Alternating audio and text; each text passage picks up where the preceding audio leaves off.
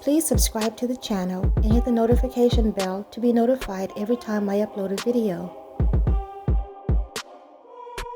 Please also hit the like button when you come in and share your comments below. What I noticed about Kevin Samuels is that he will say whatever it takes to entertain his subscribers for likes and views. He is no different than the other black men in the manosphere, where it's all about individual success, even if it means causing more of a divide in the black community. As a reminder of when Kevin Samuels started out, he focused his content on black men.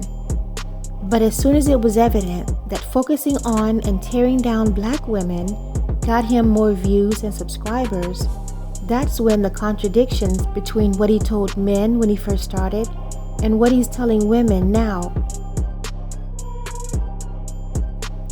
Right now, the message to black women is that winter is coming, and if they don't get a man to come rescue them, they're doomed to suffer or to die alone. Please understand that Kevin Samuels doesn't believe this, and you'll hear in his own words how he described black women's position in society. He says with confidence that black women will be all right and that they don't need men. Keep in mind that he voluntarily came up with this idea and said this 2 years before the pandemic. Nah, let me go ahead and be real. I don't care what happens in the next wave economy. Women gonna be all right for a long time. At least for your lifetime.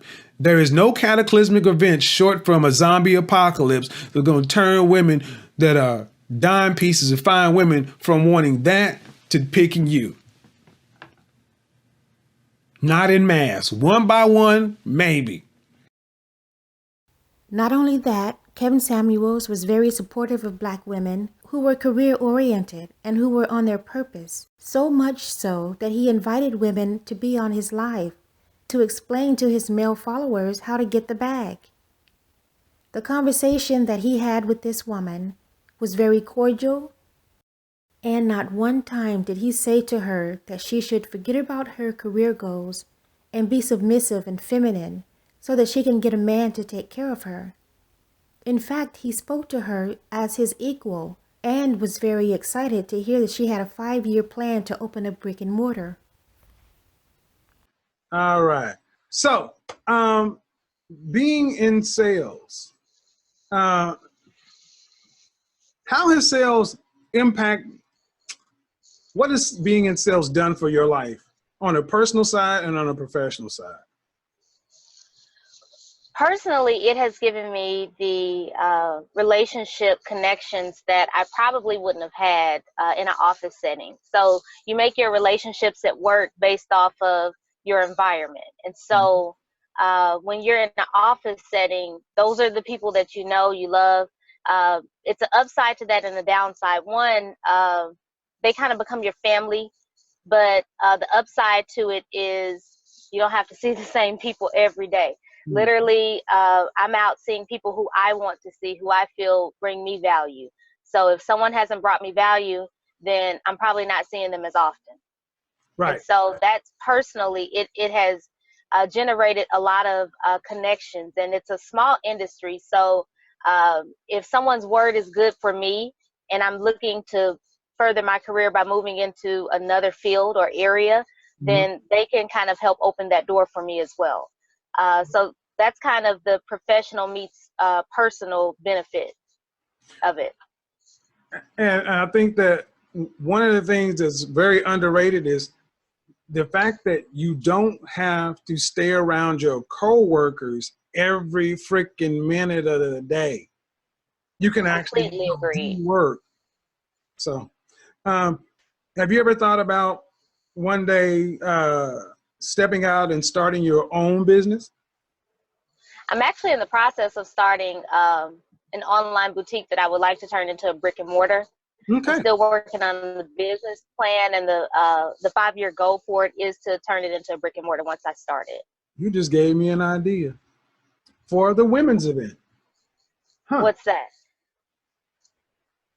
I'll tell you, we can talk offline about the women's event. There's a lot of things that you got to address from a Oh. woman's standpoint because there's more emotional barriers that are involved than there are with men. So. Oh yeah, well, I started off coaching and working with them, but cool. You're on happy hour. I just wanted you to get on and say that. Are you still in the parking lot? Or are you going back in? No, I checked out and I'm getting ready to run to my hotel, and then I'm gonna go do dinner around 7:30. So I'm in Austin right now. Okay. Well, thanks for popping on. I got a couple of more people, but we should talk. I'll try to give you a call later on. Let's just try to touch base. I don't know what you just said. You kind of borged out. Okay. Thanks, Chica. All right. Thank you. Okay. Well, thanks for popping on. I got a couple of more people, but we should talk. I'll try to give you a call later on. Let's just try to touch base. Next Sunday, I may have a co-host on the show. I'm always trying to do things. I'm trying to evolve the show all the time. I may actually have a co-host on the show next Sunday. Guys, you'll want to see this. Yeah. I'll put it up on Instagram or on Facebook. Yeah. She's a popular blogger. She was actually a very accomplished blogger. And to say she's not hard on the eyes is an understatement. Y'all gonna have to focus. Being a fraud and a phony comes easily to people who don't care. And clearly, Kevin Samuels doesn't care about the men who listens to him or the women that he's constantly insulting. He is not here to help the Black community, and it's important the Black women stop listening to him or the men who repeat his idiot talking points. Not only that, Kevin Samuels speaks as if the Black community started with him, when we all know the Black women have been weathering the storm for over 400 years without the help of Black men. So common sense would dictate that 2021 would be no different, and Kevin Samuels knows that.